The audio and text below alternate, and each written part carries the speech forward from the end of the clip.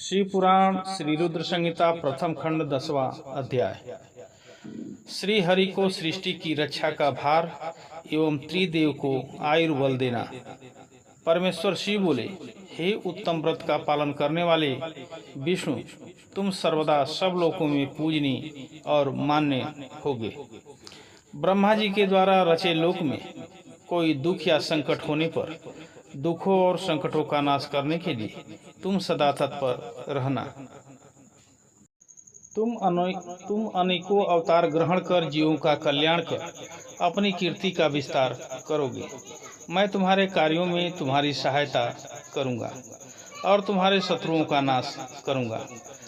तुम में और रुद्र में कोई अंतर नहीं है, तुम एक दूसरे के पूरक हो।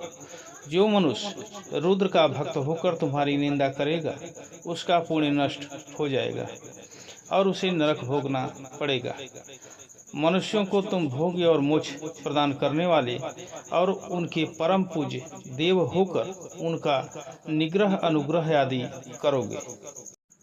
ऐसा कहकर भगवान शिव ने मेरा हाथ विष्णु जी के हाथ में देकर कहा, तुम संकट के समय सदा इनकी सहायता करना तथा सभी को भोग्य और मोक्ष प्रदान करना तथा सभी मनुष्यों की कामनाओं को पूरा करना।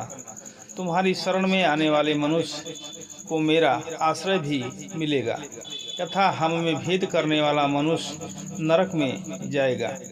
ब्रह्मा जी कहते हैं कि देवर्षि नारद, भगवान शिव का यह वचन सुनकर मैंने और भगवान विष्णु ने महादेव जी को प्रणाम कर धीरे से कहा, हे करुणानिधि भगवान शंकर, मैं आपकी आज्ञा मानकर सब कार्य करूंगा। मेरा जो भक्त आपकी निंदा करे उसे आप नरक प्रदान करें। आपका भक्त मुझे अत्यंत प्रिय है। महादेव जी बोले, अब ब्रह्मा विष्णु और रुद्र के आयुर्बल को सुनो। 4000 युग का ब्रह्मा का एक दिन होता है और 4000 युग की एक रात होती है।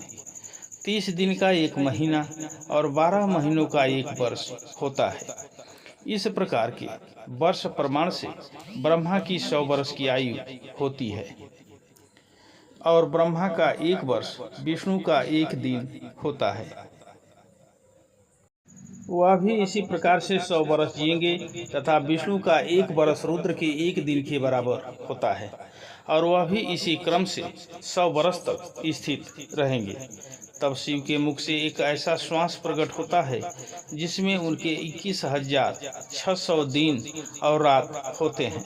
उनके 6 बार सांस अंदर लेने और छोड़ने का एक पल और 8 घड़ी और 60 घड़ी का एक दिन होता है। उनके सांसों की कोई संख्या नहीं है, इसलिए वे अक्षय हैं।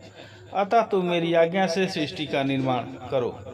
उनके वचनों को सुनकर विष्णु जी ने उन्हें प्रणाम करते हुए कहा कि आपकी आज्ञा मेरे लिए शिरोधार्य है। यह सुनकर भगवान शिव ने उन्हें आशीर्वाद दिया और अंतर ध्यान हो गए। उसी समय से लिंग पूजा आरंभ हो गई।